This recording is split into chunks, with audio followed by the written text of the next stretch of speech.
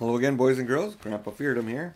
We're going to continue with The Lion, the Witch, and the Wardrobe by C.S. Lewis.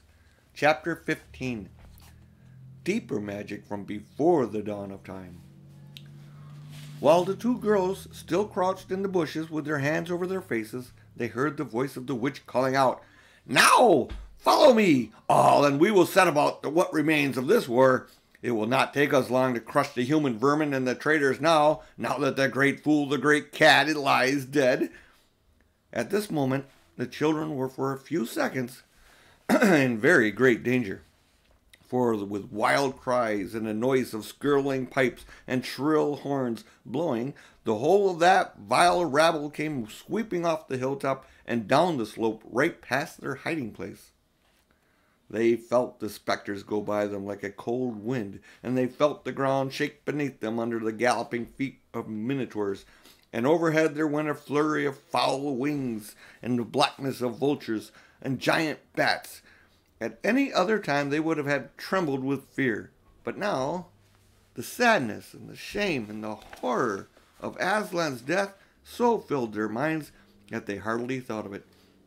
As soon as the wood was silent again, Susan and Lucy crept out onto the open hilltop. The moon was getting low, and thin clouds were passing across her, but still they could see the shape of the lion lying dead in his bonds. And down they both knelt in the wet grass and kissed his cold face, and stroked his beautiful fur, what was left of it, and cried till they could cry no more. And then they looked at each other and held each other's hands for mere loneliness and cried again. And again they were silent. At last Lucy said, "I can't bear to look at him in that horrible muzzle. I wonder, could we take it off?" So they tried, and after a lot of working at it, for their fingers were cold and it was now the darkest part of the night, they succeeded. And when they saw his face again without it, they burst out crying and kissed it and fondled it and wiped away the blood and the foam as well as they could. And it was all the more lonely and hopeless and horrid than I know how to describe. "I wonder, could we untie him as well?" said Susan presently. But the enemies, out of pure spitefulness, had drawn the cord so tight that the girls could make nothing of the knots. I hope no one who reads this book has been quite as miserable as Susan and Lucy were that night, but if you have been, if you've been up all night and cried till you have no more tears left in you, you will know that there comes at the end of it a sort of quietness. You feel as if nothing was ever going to happen again.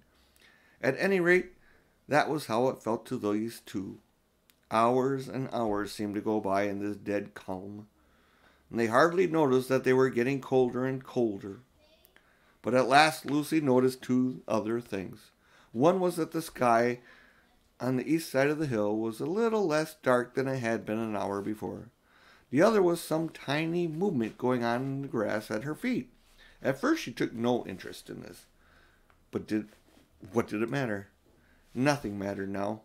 But at last she saw that whatever it was had begun to move up the upright stones of the stone table, and now, whatever they were moving about on Aslan's body. She peered closer. They were little gray things. "Ah!" said Susan from the other side of the table. "How beastly! There are horrid little mice crawling all over him. Go away, you beasts!" And she raised her hand to frighten them away. "Wait," said Lucy, who had been looking more and more closely. "Can you see what they're doing?" Both girls bent down and stared. "I do believe," said Susan, "but how queer. They're nibbling away at the cords." "That's what I thought," said Lucy. I think they're friendly mice. Poor little things. They don't realize he's dead. They think it'll do some good untying him." Here's a picture. The girls around Aslan's mighty head. I'm not sure you're going to be able to pick it up, but there's little mice on the cords, chewing the cords, to try to untie Aslan.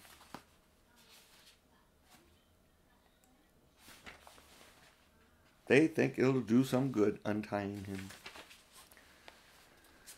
It was quite definitely lighter now.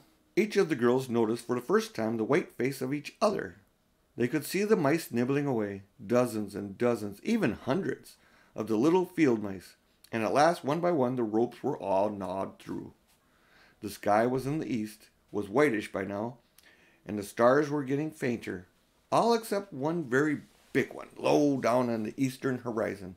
They felt colder than they had felt all night. The mice crept away. The girls cleared away the remains of the gnawed ropes. Aslan looked more like himself without them. Every moment his dead face looked nobler, as the light grew and they could see it better. In the wood behind them a bird gave a chuckling sound. It had been so still for hours and hours that it startled them. Then another bird answered it. Soon there were birds singing all over the place. It was quite definitely early morning now, not late night. "I'm so cold," said said Lucy. "So am I," said Susan. "Let's walk about a bit." They walked to the eastern edge of the hill and looked down. The one big star had almost disappeared. The country all looked dark gray. But beyond, at the very end of the world, the sea showed pale. The sky began to turn red. They walked to and fro more times than they could count between the dead Aslan and the eastern ridge, trying to keep warm, and oh, how their tired legs felt. Then at last, as they stood for a moment looking out toward the sea and Cair Paravel, which they could now just make out, the red turned to gold along the line where the sea and the sky met, and very slowly came up the edge of the sun. At that moment, when they heard from behind them a loud noise, a great cracking, deafening noise, as if a giant had broken a giant's plate. "What's that?" said Lucy, clutching Susan's arm. I'm afraid to turn around," said Susan. "Something awful is happening." "They're doing something worse to him?" said Lucy. "Come on." And she turned, pulling Susan around with her. The rising of the sun made everything look so different. All colors and shadows were changed. From what a moment they didn't see anything important. Then they did. The stone table was broken in two pieces by a great crack that ran down from end to end, and there was no Aslan. Oh, cried the girls, rushing back to the table. "It's too bad," sobbed Lucy. "They might have left the body alone." "Who's done it?" cried Susan. "What does it mean? Is it more magic?" Before we go on, we got a little picture of what's supposed to be the broken table, I think. I still don't know where I hold the book so you guys can see the pictures clearly. Every time I hold it too close so you can see a picture big, it's blurry. But it's the cracked table on top of the hill. "Who's done it?" cried Susan. "What does it mean? Is it more magic?" "Yes," said a great voice behind their backs. "It is more magic." They looked around. There, shining in the sunrise, larger than they had seen him before, shaking his mane, for it was apparently grown again, stood Aslan himself. "Oh, Aslan!" cried both the children, staring up at him, almost as much frightened as they were glad. "Aren't you dead, Aslan?" said Lucy. "Not now," said Aslan. No, you're not, said Susan in a shaky voice. She couldn't bring herself to say the word ghost. Aslan stooped his golden head and licked her forehead.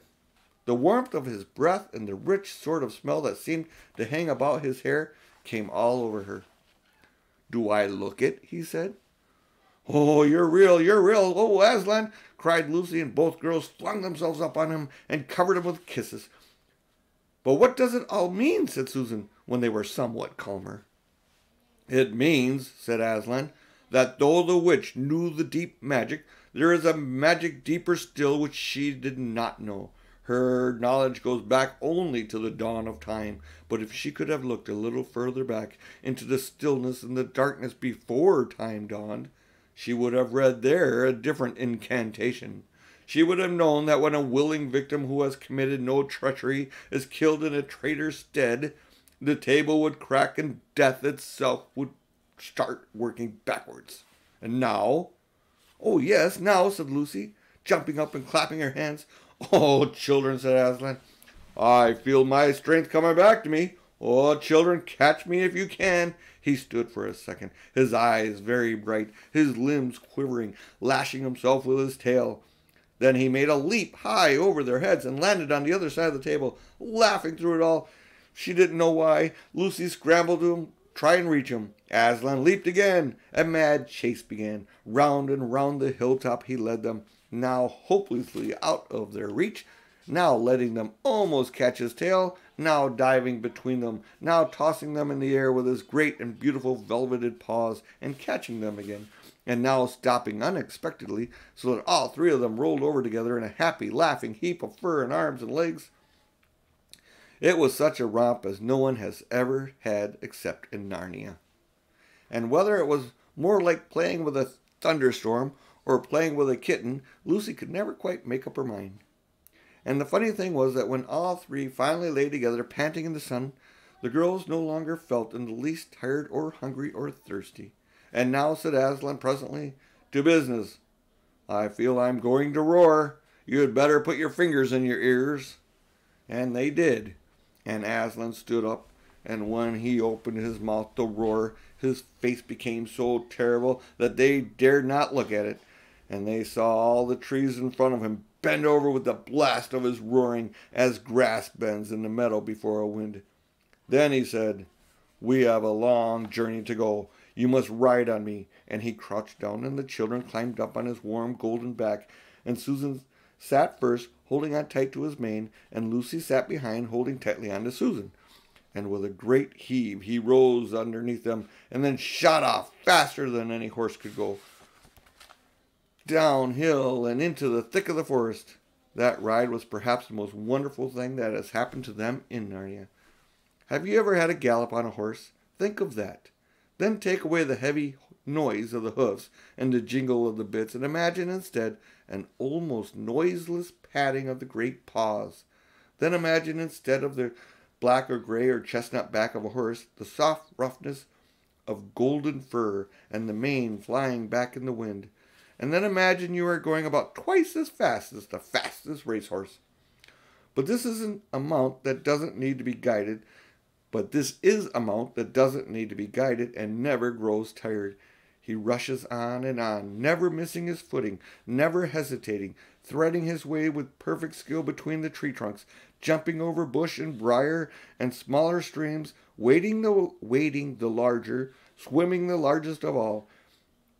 And you are riding not on a road, nor in a park, not even in the downs, but right across Narnia in spring, down solemn avenues of beech and across sunny glades of oak, through wild orchards of snow-white cherry trees, past roaring waterfalls and mossy rocks and echoing caverns, up windy slopes alight with gorse bushes, and across the shoulders of heathery mountains, and along giddy ridges, and down, down, down again into wild valleys, and out into the acres of blue flowers.